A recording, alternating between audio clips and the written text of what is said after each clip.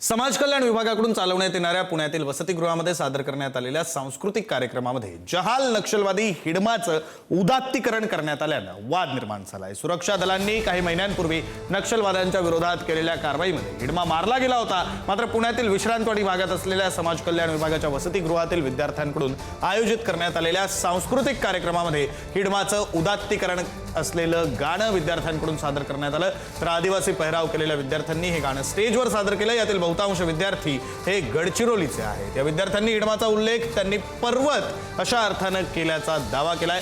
नक्षलवादी हिडमाबद्दल आपल्याला ठाऊक नव्हतं असं या विद्यार्थ्यांचं म्हणणं आहे। तर समाज कल्याण विभागाचे सहाय्यक आयुक्त विशाल लोंढे यांनी या प्रकरणाची आपण चौकशी केली असून अनावधानानं हिडमाचा उल्लेख असलेलं गाणं सादर झाल्याचा दावा त्यांनी केलेला आहे। काही समाजातील विघातक शक्ती जे फ्रंटल ऑर्गनायझेशन आहे, ज्यांना आपण अर्बन नक्षलिझम अशा पद्धतीची उपाधी दिलेली आहे, ते लोक आदिवासी लोकांचे माथे फिरवून त्यांना नक्षल मुवमेंटसाठी अराजकता पसरवण्यासाठी आणि सरकारच्या विरोधात, कुठल्याही सरकारच्या विरोधात, व्यवस्थेच्या विरोधात, न्यायालयीन व्यवस्थेच्या विरोधात त्यांचे माथे भडकून त्यांचा पोल्यूट करण्याचा प्रयत्न करत आहे। अशा सर्व लोकांवर कारवाई व्हायला पाहिजे आणि माझ्या सर्व आदिवासी बांधवांना विनंती आहे की अशा पद्धतीच्या चुकीच्या भ्रमात कोणी येऊ नये आणि स्वतःचं जीवन उद्ध्वस्त करू नये।